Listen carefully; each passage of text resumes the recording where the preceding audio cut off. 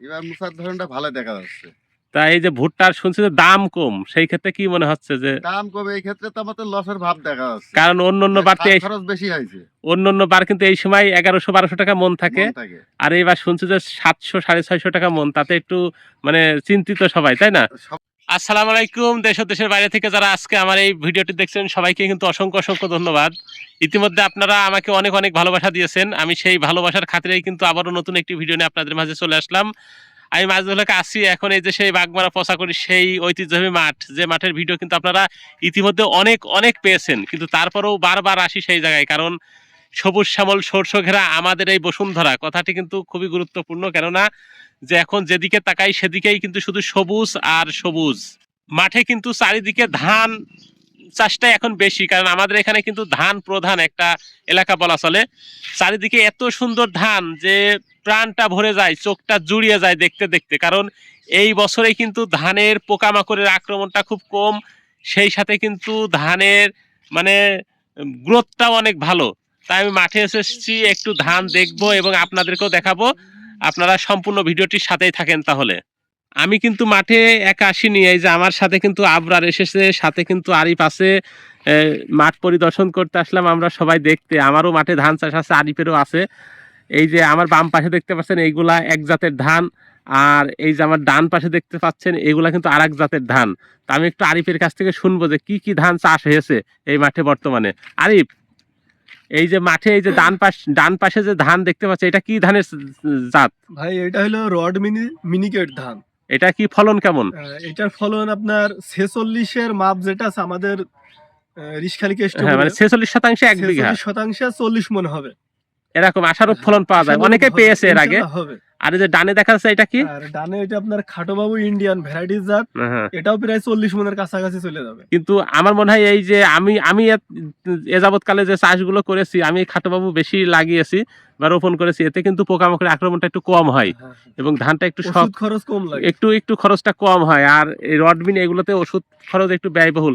আচ্ছা, এইবার নাকি মাঠে আরেকটা নতুন ধান এসেছে, যে ওই যে বিডি 100, 101 এবং 100, এইগুলো কেমন? বিড়ি ধান, বিড়ি 100 আর 108, এই দুইটা জাত আমাদের মাঠে নতুন দেখা যাচ্ছে। বেশিরভাগ কৃষকই কিন্তু এই ধানটার প্রতি ঝুঁকে পড়েছে, কারণ এই ধানটার রোগ বালাই প্রতিরোধক ক্ষমতা এর বেশি, আর সার খরচ কম লাগে, আর পোকামাকড় এই ধানটাই কম ক্ষতি করতে পারে, যার কারণে এই ধানটা কিন্তু মাঠে বেশি লাগাচ্ছে। এই যে আমরা দেখতে দেখতে আমাদের এক চাচার পেয়ে গেলাম, দেখি চাচা কোথায় যাচ্ছে জিজ্ঞেস করি। চাচা ভালো আছো? আল্লাহ রেখে ভালো। কেমন আছেন? এই যে আছি ভালো। কোথায় যাচ্ছ চাচা? আমি তো আছি ভুট্টার হয়ে দেখতে। ভুট্টার মানে মুসার কেমন ধরন দেখা যাচ্ছে? এবার মুসার ধরনটা ভালো দেখা যাচ্ছে।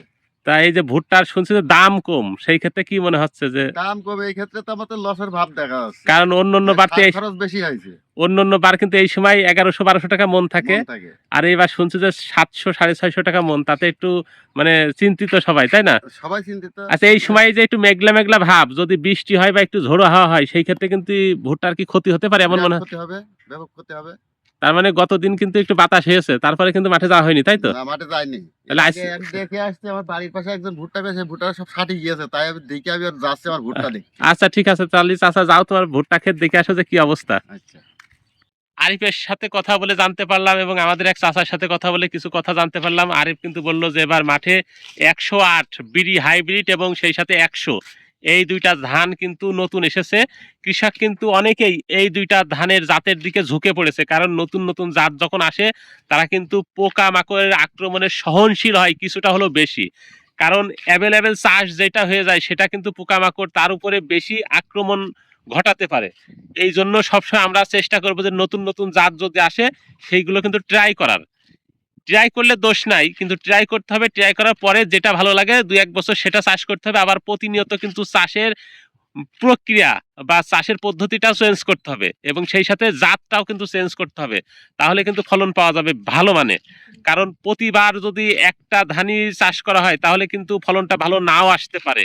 এটা কিন্তু কৃষি বিজ্ঞান সায়েন্সের একটা কথা, যে একটা মানে হাইব্রিড জাত 6 থেকে 7 বছর পর্যন্ত রেগুলার ফলন দিতে পারে, তারপরের থেকে কিন্তু একটু নরমালি নিচের দিকে নেমে যেতে পারে। সেই কারণে আমাদের উচিত সবার কিন্তু প্রতিনিয়ত কিছুটা হলেও চাষের ধরন চেঞ্জ এবং জাতটা একটু চেঞ্জ করে অন্য জাতে ফিরে যাওয়া।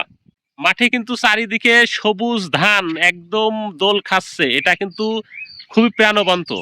মানে এর যে সৌন্দর্য সেটা কিন্তু আপনারা কেউ যদি গ্রামের মাঠে না এসে দেখেন তাহলে আমি বোঝাতে পারবো না। আর যতটুকু চোখের শান্তি, দেখার শান্তি, সেটা শুধুমাত্র এই ভিডিও দেখেই হবে। যাই হোক, আমার এই ভিডিওটা যদি ভালো লাগে তাহলে অবশ্যই আমার সাথে থাকবেন এবং পাশে থাকবেন। আর সম্পূর্ণ ভিডিওটি দেখার জন্য অবশ্যই আপনার প্রতি রইল আমার ভালোবাসা এবং শ্রদ্ধা।